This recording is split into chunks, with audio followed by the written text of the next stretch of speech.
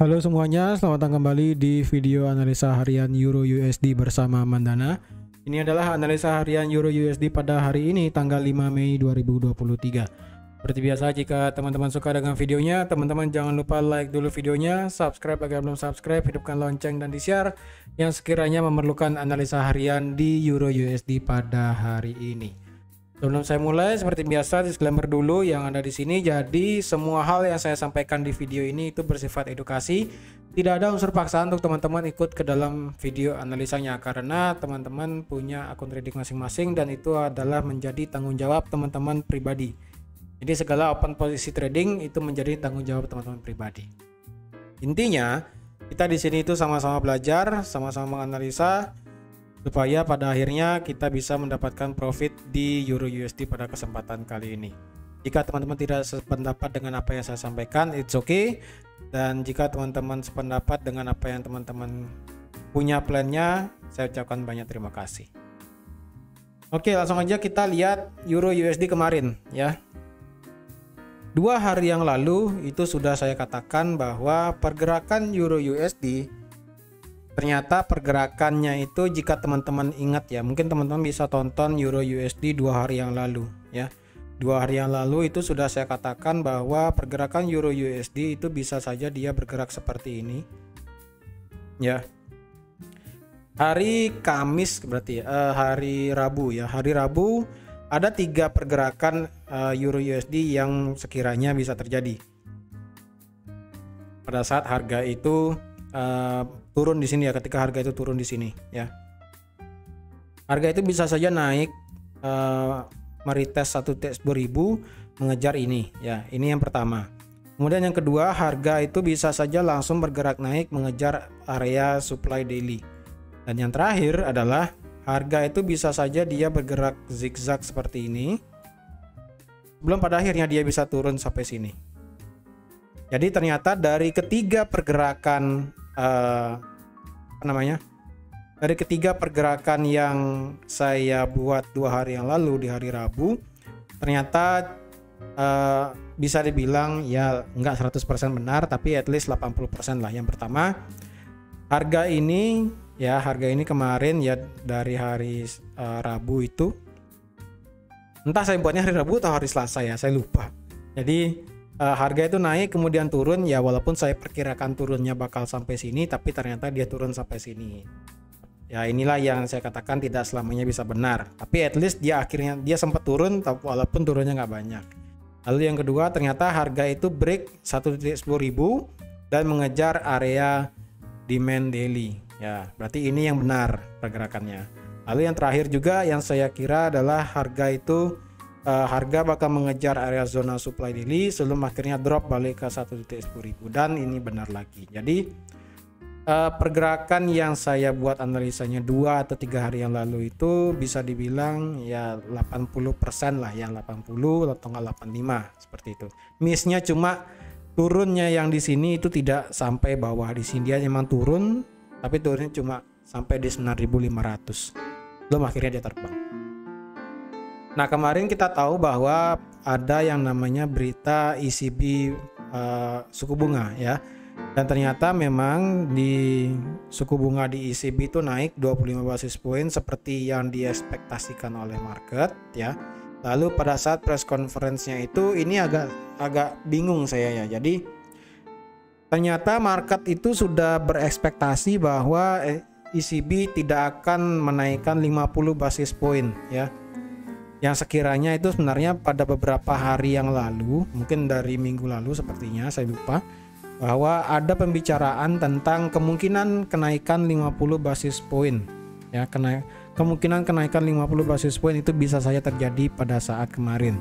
Ternyata apa yang terjadi, harga itu tidak lebih tepatnya apa yang terjadi bahwa suku bunga di Eropa tidak naik 50 basis point, dan ternyata sesuai perkiraan market hanya sekitar 25 basis point saja. Jadi kalau teman-teman lihat dari market Eropa ya, dari menjelang pre-London ya, pre-London di sini harga ketika sampai di area zona supply daily ya, ketika zona supply daily lagi disentuh lagi, harga kemudian turun Nah, menjelang suku bunga ya, menjelang suku bunga di jam 8.15 itu sempat ada harapan ya, bisa dibilang ya, walaupun pergerakannya itu sebenarnya ini sudah kelihatan ya, yang dimana harga itu turun, harga ini turun, dia menghabiskan semua candle yang ada sebelumnya di sini. Nah, jadi tiga candle H1 di sini berhasil menutup sekian candle banyak yang sebelumnya. Jadi sebenarnya pergerakannya pasti akan turun lagi. Bukan pasti sih. Diindikasikan akan turun ya. Di sini tidak ada ilmu pasti di sini ya. Diindikasikan akan turun. Dan ternyata benar aja, pada saat suku bunga keluar dan kenaikan cuma 25 basis poin sesuai ekspektasi, data keluar, langsung harga Euro USD dibanting turun ya. Karena ekspektasi market itu sebenarnya kalau keluar kenaikan 50 basis poin, mungkin kita akan bisa melihat kenaikan yang sangat signifikan dari Euro USD, bahkan bisa sampai 1.11.500. Tapi karena sesuai ekspektasi market cuma 25 basis poin ya kan. Cuma 25 basis poin ya, akhirnya turun.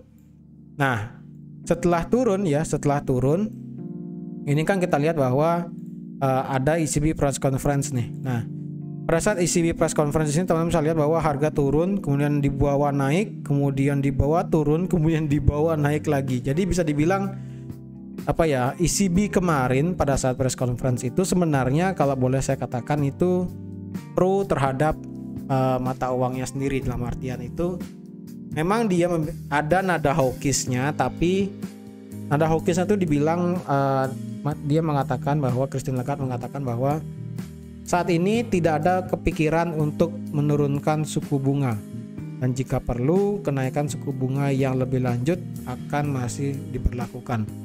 Dan saya lupa apa nih, quantitative easing atau quantitative tapering tuh ya, saya lupa yang kemarin dia bilang itu akan berjalan seperti normal, dan dimana pasti akan berdampak ke market. Jadi dan juga kemarin ada membahas tentang krisis bank di UBS dan juga Credit Suisse ya kan. Christine Lagarde mengatakan bahwa bank-bank yang ada di Eropa itu masih stable, finansialnya masih bagus, tidak terdampak terhadap apa yang terjadi di Amerika kemarin ya. Jadi contoh yang ada di Credit Suisse itu hanyalah salah satu contoh yang sebenarnya tidak perlu dikhawatirkan oleh market ya.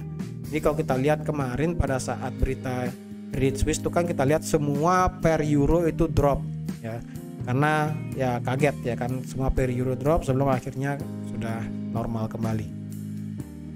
Jadi semua yang dikatakan Christine Lagarde itu sebenarnya bernada hawkish ya. Yang sedikit membingungkan dari nada hawkishnya itu adalah pada saat nanti next meeting diperlukan adanya data yang banyak, dalam artian retail sales, lalu juga ada unemployment rate, lalu tingkat CPI dan sebagainya. Jadi data dependent, sama seperti yang dikatakan oleh Jerome Powell pada saat FOMC press conference kemarin. Jadi kalau boleh dikatakan perbandingan antara ECB dan The Fed pada saat kemarin itu, ECB lebih bernada hawkish sedikit lebih daripada The Fed ya. Oleh karena itu pada saat press conference itu kita melihat harga turun naik, inilah yang membuat euro itu sebenarnya bernada hawkish, tapi masih ada dovishnya, tapi ada hawkishnya. Nah seperti itulah, jadi market itu membuat ketidakjelasan di sini ya. Dia turun kemudian naik, turun di bawah naik, turun di bawah naik lagi, dan begitu sampai penutupan market tadi pagi ya. Dan kalau kita lihat akhirnya di hari kemarin kita ditutup dengan bearish power lumayan besar ya. Bearish power dengan lumayan besar, tetapi close candle-nya permasalahannya adalah itu ada di atas body candle. Nah, yang ini menandakan bahwa kemungkinan kita akan masih bisa melihat kenaikan di Euro USD, tetapi kalau dilihat high tertinggi untuk di Euro USD adalah di sini, di angka 957 yang kemarin ya, yang ada di tanggal 26 April kemarin. Untuk saat ini berita yang penting untuk Euro tidak ada. Kita lebih ke data tentang USD. USD, ada NFP. Berarti otomatis kita akan melihat data yang sangat signifikan di Euro USD pada hari ini ya. Untuk dari segi trendline ini masih valid ya, trendline di sini masih valid. Mungkin saya akan delete aja trendline-nya, mungkin saya akan gambar yang baru ya. Nah, ini saya gambarkan yang baru trendline-nya, jadi teman-teman bisa lihat trendline di sini masih intact ya. Trendline yang ini masih intact di sini.